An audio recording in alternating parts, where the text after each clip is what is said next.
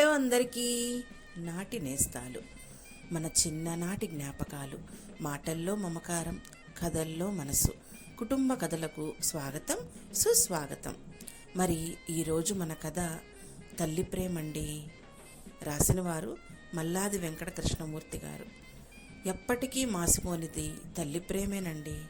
ఇక కథలోకి వెళ్ళిపోదామా? డాక్టర్ రాగానే ఆ తల్లి కళ్ళల్లో నీళ్లు చూశాడు. డాక్టర్ గారు, నెలల పిల్ల, ఒళ్ళు కాలిపోతుంది, ఆ తల్లి దుఃఖంగా చెప్పింది. ఆయన పిల్ల టెంపరేచర్ చూశారు. 102. తగ్గకపోగా బాగా పెరిగింది. నాకు చేతనైన చికిత్స చేస్తున్నాను. ఆ పైన దైవం మీదే భారం. నుదుటి మీద ఉడుకులాం పట్టీని మాత్రం తడిపి వేయటం మానకండి. టెంపరేచర్ ఇంకో గంటలో తగ్గితే సరే, లేదా ప్రమాదం, ఆయన హెచ్చరించారు. దేవుణ్ణి నమ్మేవారు అసాధ్యాలు సాధ్యాలు అవ్వచ్చని నమ్ముతారు. ఆయన వెళ్ళాక ఆమె పూజగదిలోకి వెళ్ళి 7 తరాల నుంచి తమ కులదైవమైన హుళిగాదేవి విగ్రహం ముందు మోకాళ్ల మీద కూర్చొని మనసులో ఆ దేవి రూపాన్ని నింపుకొని తను అంతదాకా ఏదీ కోరలేదని, తన కూతుర్ని కాపాడే కోరిక తీర్చమని ప్రార్థించసాగింది. దైవం కొన్ని కోరికలని ఎందుకు తీర్చడంటే అవి చేటు చేస్తాయని. మృదుమధుర కంఠం వినబడి ఆమె కళ్ళు తెరిచి చూసింది. ఎదురుగా చిరునవ్వుతో కనపడ్డ దేవిని చూసి ఆ తల్లి కోరింది, నా కూతుర్ని బతికించు మాత. ఆ పాపకి అమ్మవారి నామాలలో ఒకటైన క్రియేశ్వరి పేరుని ఆ దంపతులు పెట్టుకున్నారు. 3వ ఏడు వచ్చేసరికి క్రియేశ్వరికి అన్ని వస్తువుల్ని విసరటం అలవాటైపోయింది. కనిపించిన వస్తువుని తీసుకొని విసిరి కొడుతుంది. తప్పు, అది ఎవరికైనా తగలచ్చు, తల్లి మందలిస్తుంది.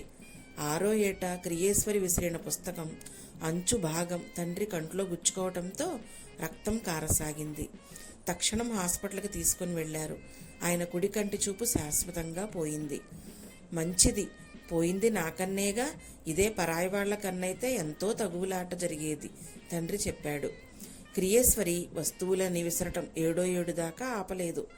క్రియేశ్వరి 8వ ఏట స్కూల్ హెడ్ మాస్టర్ ఆమె తల్లిదండ్రుల్ని పిలిపించి టీసీ ఇచ్చి చెప్పారు, మీ అమ్మాయి ప్రవర్తన చదువులో ఏమాత్రం బాగోలేదు. మీ అమ్మాయిని సరైన దారిలో పెట్టమని 4-5 సార్లు హెచ్చరించినా మీరు పట్టించుకోలేదు. తోటి పిల్లల పుస్తకాలు ఎత్తుకెళ్ళి మిఠాయి షాపుల్లో ఇచ్చి మిఠాయి కొనుక్కుంటుంది. అందరితోనూ గొడవలే. క్రియేశ్వరికి 12వ ఏడు వచ్చేసరికి 3 స్కూల్స్ మారింది. తమ కూతుర్లోని చెడ్డ లక్షణాలకి ఆ దంపతులకి రంపపు కోతగా ఉంది.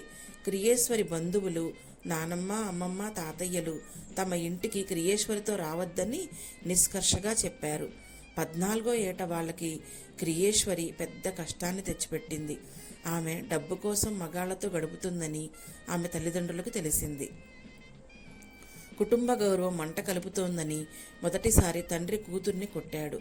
ఆమె ఎదురు తిరిగి తండ్రి కళ్ళజోడుని విరగ్గొట్టి చొక్కాని చించేసి ఆయన్ని గదిలో బంధించి తలుపు గడియబెట్టింది. గంట తర్వాత ఒక వీధి రౌడీ వచ్చి క్రియేశ్వరి తండ్రిని చితకబాదాడు. ఖబర్దార్, గుడ్డి నాయాల, క్రియా నాది, దాన్నేమైనా అంటే నిన్ను చంపేస్తాను బెదిరించాడు. నేనంటే వాడికి ఎంత ప్రేమో చూశారా, క్రియేశ్వరి నవ్వుతూ చెప్పింది. మరో 6 నెలల తర్వాత మరో కష్టం వారికి వచ్చింది. క్రియేశ్వరి గర్భవతయింది. ఆమె బిడ్డని కంటానని పట్టుపట్టింది. బలవంతంగా అబార్షన్ చేయించారు. క్రియేశ్వరికి 17వ ఏట ఆల్కహాల్ అలవాటైంది. 19వ ఏట కాల్ సెంటర్లో చేరింది. అయితే ఆమెని 3 వారాల తర్వాత ఉద్యోగంలో నుంచి తీసేశారు. తల్లిదండ్రులు ఆమెకు పెళ్లి చేయకూడదని నిర్ణయించుకున్నారు. తన 23వ ఏట క్రియేశ్వరి ఒక 52 ఏళ్ల ఆయనతో వచ్చి చెప్పింది, ఈయన నన్ను ప్రేమిస్తున్నాడు, పెళ్లి చేసుకుంటానంటున్నాడు, మా పెళ్లి ఘనంగా చేయండి. ఆ పెళ్లి మానుకోమని బతిమాలారు. క్రియేశ్వరి ఎప్పట్లా పట్టిన పట్టు విడవలేదు. ఆమె తండ్రి పీఎఫ్ మొత్తం విత్డ్రా చేసి కూతురి పెళ్లి జరిపించాడు. వృద్ధాప్యంలో వాళ్ళని ఆదుకునే ప్రధాన వనరు అలా మాయమైంది. ఆమె తన 28వ ఏట తండ్రి మీద దావా వేసి గెలిచి ఇంట్లోని తన భాగాన్ని కావాలని పరాయి మతస్థులకు అమ్మింది. ఆ పురుగుని భరించలేక వాళ్ళ అద్దె ఇంటికి మారారు. తన తండ్రి తన భాగాన్ని అమ్మాడని 2 ఏళ్ల తర్వాత తెలిసి వచ్చి ఆ డబ్బు ఇవ్వమని గొడవ చేసింది. ఆయన నిరాకరిస్తే జరిగిన ఘర్షణలో క్రియేశ్వరి కొట్టిన దెబ్బలకి ఆయన మరణించాడు. ఇల్లమ్మి ఆ డబ్బు నాకు ఇవ్వనందుకు అరిచింది. ఎర్రబడ్డ కూతురి మొహంలోని రోషాన్ని, కోపాన్ని, ద్వేషాన్ని చూసి ఆ తల్లి భయంతో ఉనికిపోయింది. ఆవిడ చూస్తుండగానే క్రియేశ్వరి మొహంలో క్రమంగా వయసు తగ్గసాగింది.